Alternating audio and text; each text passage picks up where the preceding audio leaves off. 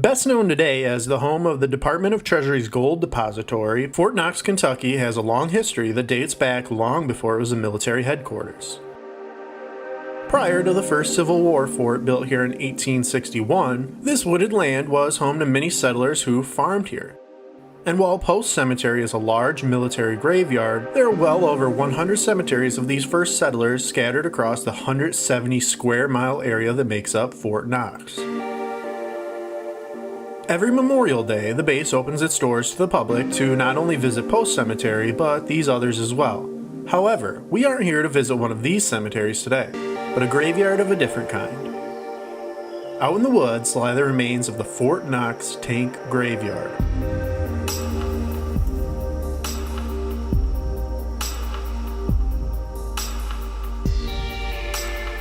Armored warfare would first come to prominence during World War I, and in 1931 Camp Knox was the original training site for the 1st Cavalry Mechanized Regiment. 9 years later, the now Fort Knox would become the Armored Force headquarters and would stay here until 2010, when it moved to Fort Benning, Georgia.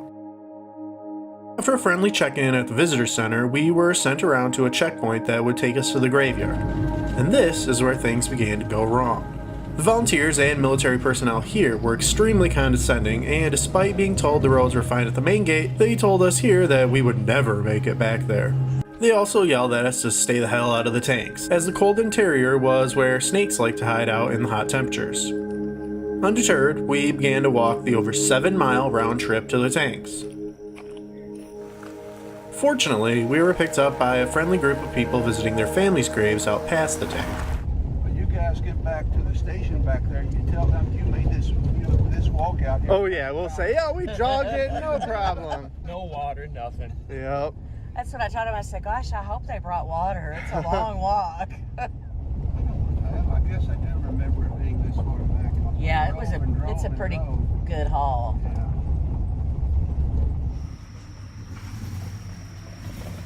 Finally, we arrived.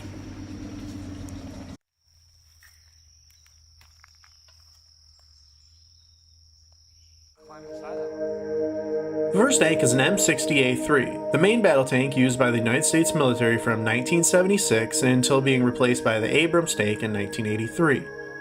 The gun on here is 105mm. And here I need to inject to inform you I know little to nothing on tanks. For this information, I turned to Reddit user Mudsnout, who was invaluable with the identification and key points on these tanks. It was really only like 2 people could fit in here, maybe 3.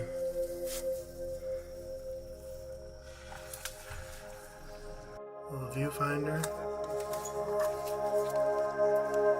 Gun ready, power on, last. The graveyard sits in the area of Fort Knox referred to as the Flats, which was the firing ground for the armor school until they left 12 years prior to the date of filming. Since then, it has become largely overgrown, but you can still see the remnants in the woods of shelling. There are several holes that definitely look like they could have been from firing. The tank seen here is another M60, while beside it sits an M47 Patton. First becoming the main tank replacement during the Cold War, the one seen here appears to be a Korean War design. It has a 90mm gun and was the last US tank to have a bow-mounted machine gun in the hull, though naturally this has been taken off when it was taken out here. Yeah, you can't even... This one's just got so much vine overgrowth on it. You would barely even know it's here. You may be asking yourself, why did the Army leave all these tanks out here? If you're at all familiar with the workings of the United States military, you'll know thriftiness is not one of their strong suits. Also, remember, these tanks are all outdated and mostly mass-produced. Many were actually donated and sit outside your local VFW park. However, some were taken out into the fields and used for target practice. These roadside tanks appear to have never been shelled, but there are many more out in the thick marsh off the road. This one's pretty mucky. The M60A2 seen here came to production in the 1960s. It featured a unique low-profile turret that would keep the 2 gunners and commander all separated inside, and it fired Shalala anti-tank missiles.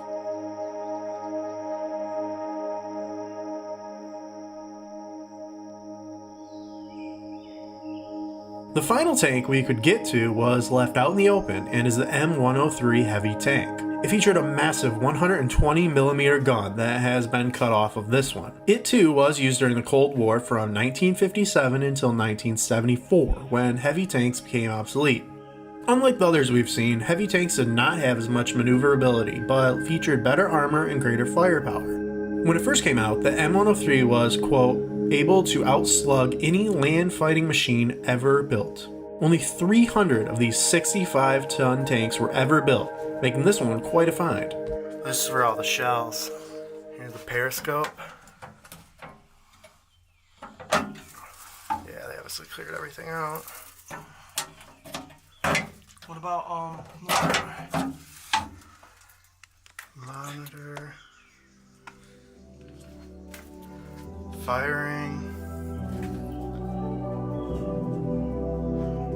periscopes.